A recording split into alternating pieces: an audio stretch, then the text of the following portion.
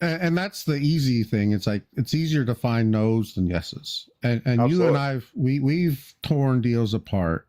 We've done this numerous times. I think we have some YouTube episodes or videos where we go in and tear deals apart.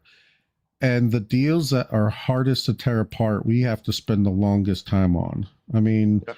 if we can tear a deal apart in what 5-10 minutes, then that's already a no, and we don't have to move forward. But if we dive deep and it's like, all right, let's try this, and it passes this test, and it passes this test, and next thing we know, we're like 2 hours into this deal. This is probably a pretty good deal. Yeah, we probably have some questions that need answering, but it's not like flat out no. It's like we need further clarification. Welcome to the Ironclad Underwriting Podcast, where precision meets performance in commercial real estate. I'm your host, Jason Williams, and every week we deep dive into the strategies and systems and stories behind rock-solid underwriting. Whether you're a seasoned analyst, an up-and-coming investor, or a commercial real estate professional looking to sharpen your edge, this show is your front row seat to expert insights, emerging trends, and real-world underwriting tactics that stand the test of time and scrutiny. From market assumptions to debt structuring, cap rates to cash flow, we're cutting through the noise and getting to the numbers that matter. So sharpen your pencils and fire up those models. Let's get to work. This is Ironclad Underwriting. Hey everybody, welcome to this episode of the Ironclad Underwriting Podcast. I'm your host, Jason Williams. I got my good friend, business partner, Frank Patalano with me here today. How are you doing, Frank? It's a good day. We have a closing today to sell. So moving on, making some money. There you go. You're gonna get a fat check from your sale. I mean, we've owned the property for 16 or 17 years. So yeah, it'll be pretty good. And we're going to put that money to work. I would say that my goal is to make that money work harder than I do. I feel that the return on equity has been pretty low the past couple of years on that property. So got to flex its muscles and put it back to work. There you go. Oddly enough, I don't think I've ever sold a property. I just like a buy and collect. There you go. I mean, and there is no wrong answer here. You've done pretty well with that. Myself, a lot of my buildings are older, and I don't know. I guess I get tired of them. I want to go for that new model. I guess I don't know. There you go. Can you just trade in? And actually, yes, you can trade in. That's a topic for a different discussion. But yes, you can trade in. It's called a 1031 exchange. But We did one last year. We'll get into that later. Another episode. But what I want to talk about today is I know you get a lot of people sending you deals all the time saying, hey, can you look at this deal? Is it a good deal? Will you be a sponsor for me for this deal?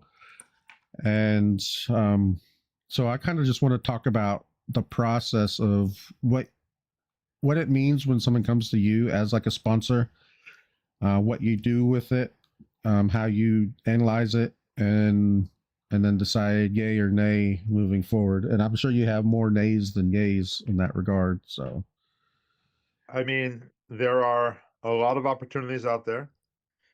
There's a lot of crappy deals out there. So I could probably say no to 999 of every 1,000 things I look at. But I mean, that might be a little high. Let's say 99 out of every 100. okay. I usually get a few deals a week or opportunities that people throw across my plate, and I honestly I don't have time to look at all of them. But let's see. I mean, one of the first questions I ask is, what makes this a deal? You know, why are you interested in it? Not just to make money, not just to close a deal, but what makes this one special? You know what I mean? A Yeah. lot of times they'll just have like a broker say, "Oh, well, the broker has a new listing." It's like, yeah, but the broker's going to show this to everybody. What makes it special? It'd be different if he's like, "Oh, I mean, I've done 7 deals with this broker, and the market's tough to find a good deal, and the broker says this is a really special one." That's different. That's gonna perk my interest. But overall, most of the time they're just getting something, and then they have to look at the numbers. So, I So mean, I, one of I the first, yeah, so so I know you send me deals all the time. Say, hey, can you dive deeper into this one? So what pass. But I would say the ones you send me pass your sniff test, and the ones that I never see don't. So what's the differentiator between those types? I mean, number one, you can look at it a little deeper rather quickly, especially with your with all the website stuff you've developed, the software, you even have the 2-minute underwriting stuff. Yeah, there's things I'd have to like about it. So if it was a not special deal in the middle of California, obviously that's an easy pass if it's just on a regular listing. But like I said, my goal is to tell me something special about this deal, because there's plenty of bad opportunities out there. There has to be something special for me to even consider it. Yeah. And then you send it to me, and then you basically, I don't know if you ask me to tear it apart. You just say, yeah, we'll go over these and see what you think. I definitely want you to tear it apart. The easy no is nice and easy and quick, right? We want it to be fast, that we don't spend 6 hours on something that's we already know is not going to make us money after the first 2-minute, 3-minute underwrite look. Yeah. So, and that's the easy thing. It's like it's easier to find no's than yeses. And you and Absolutely. we've torn deals apart.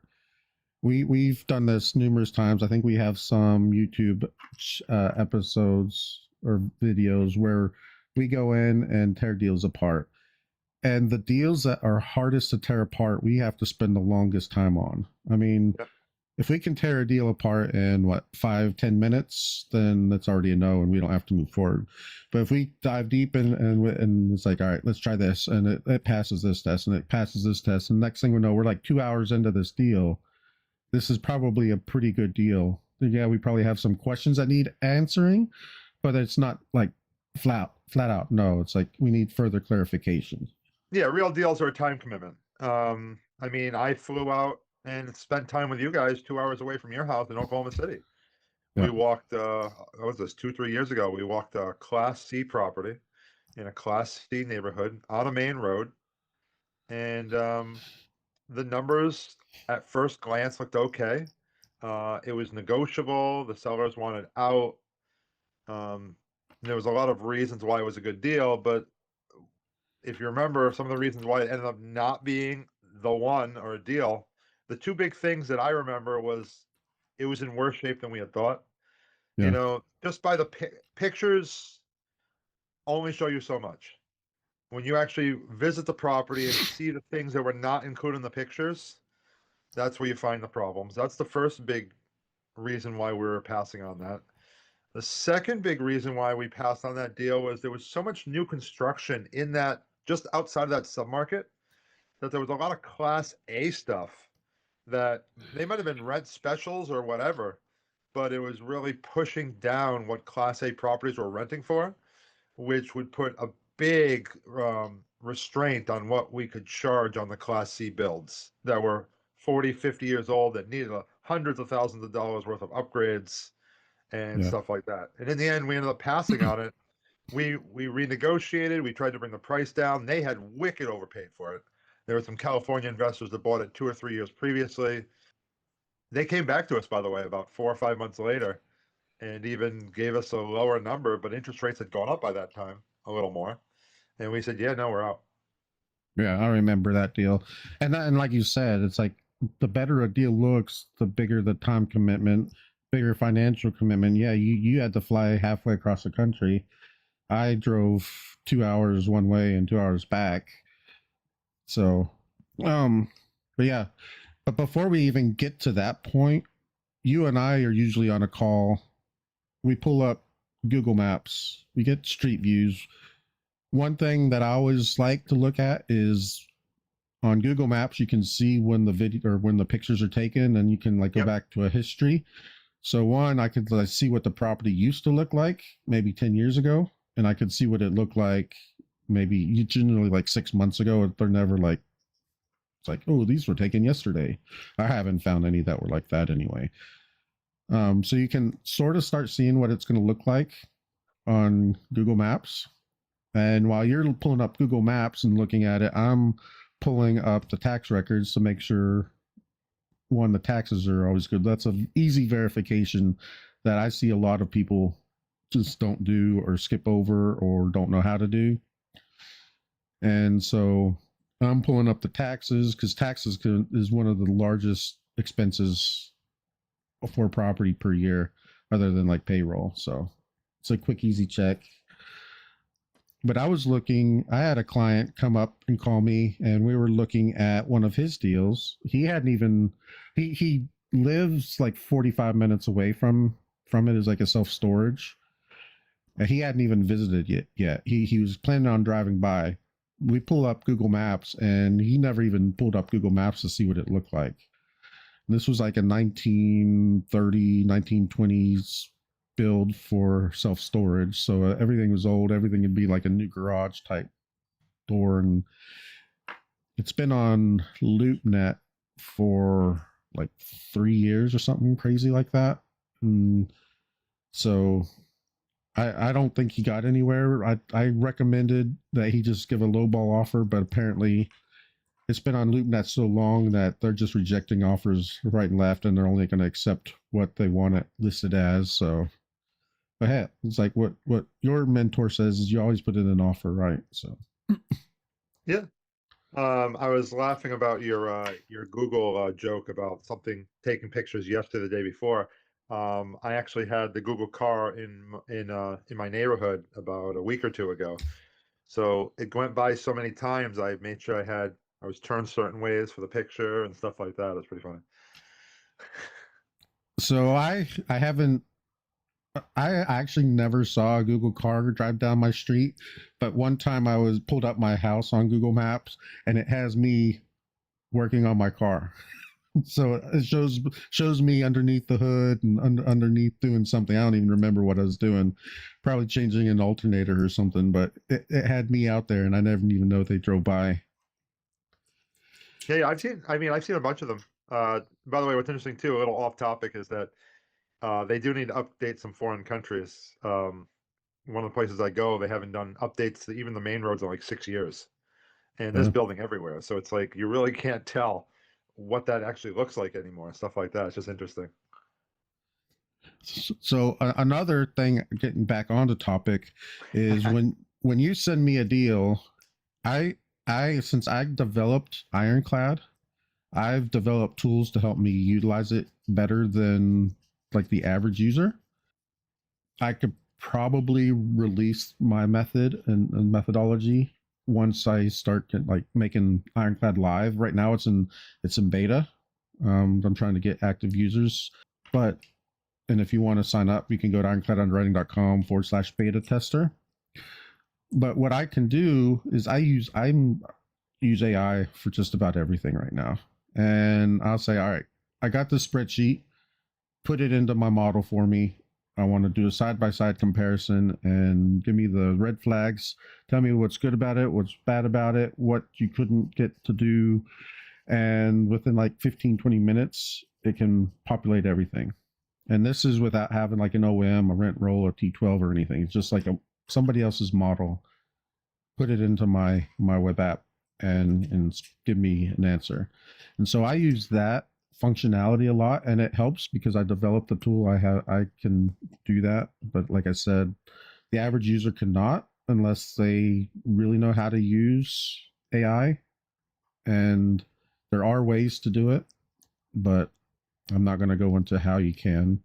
If you need to learn my web app, I'm willing to hop on a call with you. But yeah, that's what I do. And then like we looked at one this morning. It's like, hey, I need a quick look at this. So I hopped on, plugged it in, and it was a LIHTC deal, a low income housing tax credit. And the first thing that I noticed was, it's like I ran it through my LIHTC calculator, because as an underwriting consultant, I've developed tools. So I've created a LIHTC calculator for every county in the country. I typed in the county, typed in the state and the county, hit enter, looked at the 50% LIHTC rates, and they were $100 lower than what this person was underwriting for, and they were supposedly using the LIHTC rates. Oh, I thought they were using the OM, which were supposedly allegedly based on the LIHTC rates. Yeah. So one thing, and we could probably get into LIHTC and low income housing in another episode, is LIHTC, from my experience in developing the app is it updates every July, roughly. It's like July 1st or June 30th or something like that. And so the OM might have pulled the LIHTC rates from before July, because we're still in the month of July, so the rates would have just updated. And so if they underwrote with the OM rates, they would not be able to get those same rentals that they underwrote for. And that could right there kill a deal horribly. $100 a unit. And it was a smaller property, like 48 units, but 4,800 a month is significant on a smaller unit. It's $1 million over the course of a year on a valuation standpoint at a 6 cap. Yeah. So yeah. So Other things that I look at, I mean, I want to see what the numbers are without the pro forma rents. I want to see what you're paying compared to the actual rent at this time. That's not even figuring in the concept that there are some markets that are in rent decline mode right now. But I'm just saying overall, if rents typically go up, I want to underwrite based on what the actual rents are. I've had too many problems trying to raise rents later and people moving out and turnover and everything else. And I'm not saying you can't do that stuff. Just valuing the actual rents. Why should I overpay for what an owner didn't do themselves? right. And that's another thing with my web app, my Ironclad app, is most models that I see, they have like current and then market rent or whatever, or market rent and pro forma. It's like, this is what the current rents are, and this is what we think you can get. So on mine, I have current market, what new leases are rented at, and then I have pro forma. Yep. And right now in our market, I have my default pro forma to match the same as current new market rents. So I'm not doing any premiums, renovation premiums or anything right off the bat. Now, will I start fine tuning that? Yeah, it depends on like the value add play. But generally speaking, right now, my default difference is 0. So I'm underwriting straight at what they're currently marketing as. And like you said, you want to see what it's doing. If it doesn't make money at that price and it needs the premium, or it needs 3, 5, 6% rent growth to be a deal, it's not a deal. So the value add play, the premiums 5 years ago, yeah, you can do the value add play. You can increase it $150, $200 a month, and that would be your play. But is the market like that now? May not be. My current market that I invest in, it's less likely. So, well, I'm also thinking about some of the markets that were hot a couple of years ago that now we have declining rents, like Austin and other places. It's like you gotta be very, very careful in places like that right now. yeah. Because you might have a hard time getting the same rent next year when you renew. Yeah.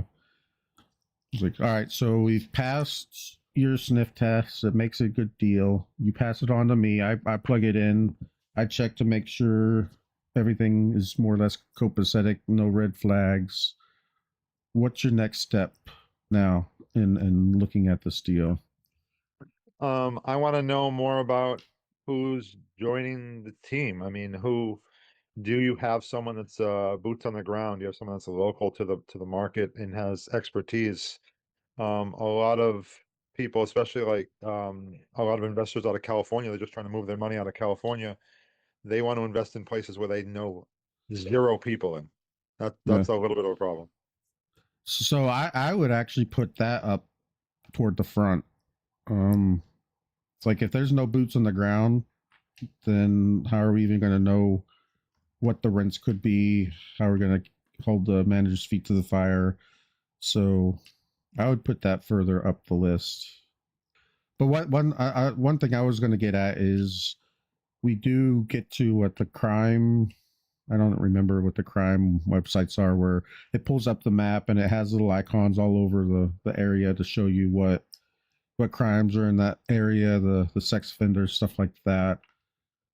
So we do pull that up eventually just to look.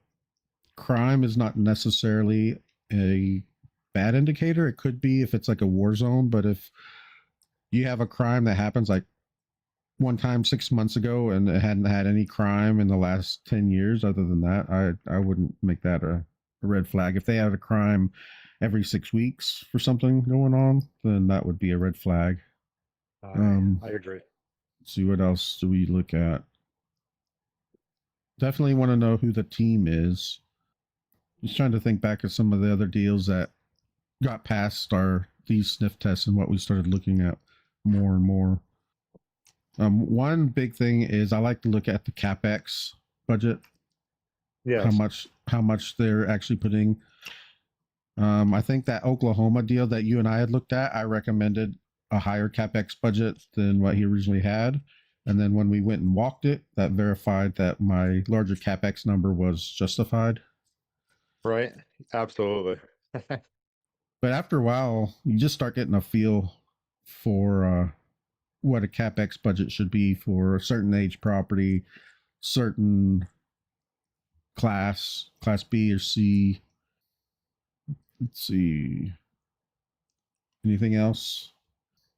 I mean, I'm sure that there's other things I think about, but sometimes it goes from one to the other. It's like, oh well, I don't know if you ever heard of the book If You Give a Mouse a Cookie, but it's like you find one thing and then you ask another question, and then you ask another question. Sometimes it's deal specific. So like there are definitely properties where it's within walking distance of certain types of businesses and stuff like that. It's like, well, does that affect it, or where are the jobs coming from? Stuff like that.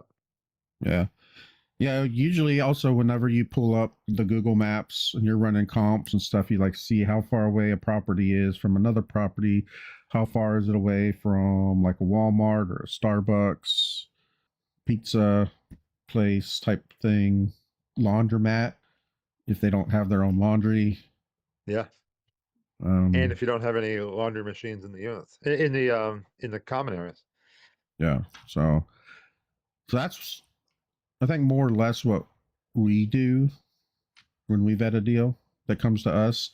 And when clients come to me, they're coming to me just for guidance. They're not coming to me for, can you sponsor my deal? They want to know if their deal makes sense. And I help people with that, and they'll come to me and I walk them through the same process you and I do whenever we're vetting deals to either sponsor or our own deals. And yeah, when it's your own deal, you might kind of gloss over some things. You might want to omit some things just because it's convenient and you don't want to think about it. Generally speaking, I think some of the best deals that we've made are the ones we didn't actually make. I agree. And one thing about Ironclad Underwriting is I almost feel like the CIA board. It's like, you have you seen The Recruit? Yes. With Al Pacino and Colin Farrell. It's like the successes are never known. Their failures are always known. And so all you have to go on are, it's like, I saved this guy $13 million, but I'm never going to be able to show that on my report card. But if I underwrote a deal and I said, hey, this is a good deal and it cost someone $13 million and they lost it, guess where that shows up? Right on to me. So that's one thing that kind of sucks about Ironclad Underwriting and how I help people is I don't have a good report card to show that I actually help people. So that's true. That's crazy. So I know it's like I'm fighting a losing battle here trying to help people underwrite because I can't show you my successes. Occasionally, but yeah, no, that's all I got. I mean, that's a good start on how we first look at deals. Yeah, I mean, occasionally I'll have a good success where it's like, hey, look, you buy this at this price, and if it's accepted, then you carry out the business plan, and everything goes according to plan. That could be on my report card, but most of the time it shows up as a no-go. So, but if you want help, I'm not talking to Frank, I'm talking to our listener. If you need help underwriting, if you want a second set of eyes or just someone to go over your numbers, or if you want to learn more about underwriting, you can look me up, ironcladunderwriting.com. I'm on LinkedIn, Facebook, Instagram, YouTube. You can set up a time to discuss a deal with me and we can go over it in depth, and I can tell you if it's a good deal or not based on what I think. Now, granted, risk tolerance is different for everybody. So I'll point out the risks and let you determine if those risks are worth it or not. So, Frank, you get a lot of deals sent to you. So you can find Frank as well. I'm not saying bombard Frank with your deals because, like you said, he gets too many, but he gets enough as it is. And so, if you like this content, you can like, subscribe, leave a review. All of that helps me, and we'll catch you next time. Bye. And that's a wrap for this episode of the Ironclad Underwriting Podcast. If you got value from today's conversation, make sure to subscribe, rate, and share the show. And don't forget to connect with us on LinkedIn, YouTube, Facebook, Instagram, or check us out at our website at ironcladunderwriting.com for more insights and updates. If you have a question, a deal you're analyzing, or a topic you want us to tackle, shoot us a message. We'd love to hear from you. Until next time, keep your assumptions grounded, your models sharp, and your underwriting ironclad.